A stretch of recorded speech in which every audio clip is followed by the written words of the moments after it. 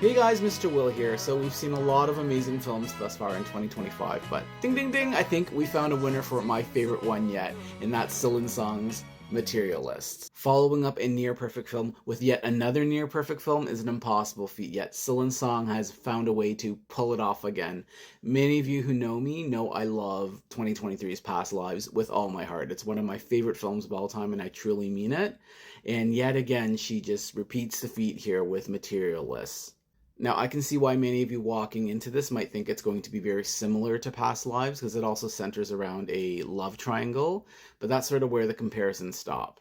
This is a very different story. Here we meet Lucy, who's played by the superb Dakota Johnson. She works for a company called Adore, and she's celebrating the success of the marriage of one of her clients. So at the wedding, she meets the brother of the groom, Harry, who's played by Pedro Pascal. Now, he's a very successful businessman who works in private equity, and he's got his eyes on Lucy. Harry in the dating industry would be known as what's called a unicorn, someone who's tall, handsome, wealthy, super legible, all the traits a woman could ever want.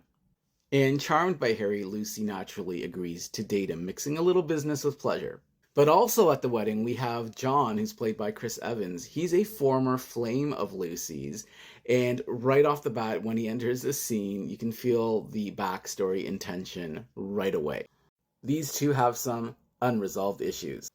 So John, after all these years, still has feelings for Lucy. He's a sometimes waiter, server, slash struggling actor who's still trying to get his big break. And the two broke up prior. Due to money issues, he wasn't able to give Lucy what it is she needed in terms of security. Through Lucy, we learn that the game of dating is not unlike working for an insurance company or working at a morgue. It's statistics, it's numbers. People are placed into groupings which determine their worth as a person in the dating circle.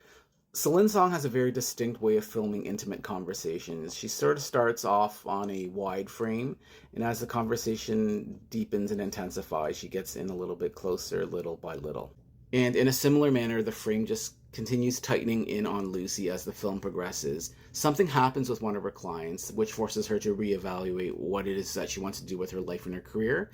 And also, she just has to choose. Does she go with Harry, who ticks all the boxes of an ideal partner, or does she go back with John, knowing full well what the issues were last time around? And ultimately, she comes to the realization that all these little things that she looks for when she's pairing up her clients might not, in fact, actually mean a thing. Celine Song has a very distinct way of telling her stories. They're told in quieter, hushed tones.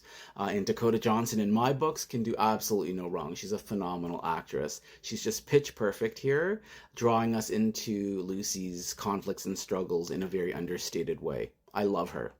And Chris Evans, he just delivers some career best work here, which sometimes gets overshadowed by some of his more prolific films.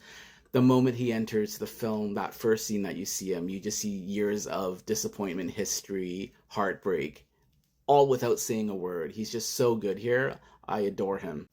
And what is there left to say about Pedro Pascal? He's just so magnetic and charming and gets to showcase that as Harry in this film. But he also gets to peel back the layers a bit on his character in the final act. Celine Song, yet again, hits all the right notes emotionally with Materialists. Highly recommend this film. I do want to see it yet again as soon as it comes out. VVS Films released Materialists June 13th in theaters.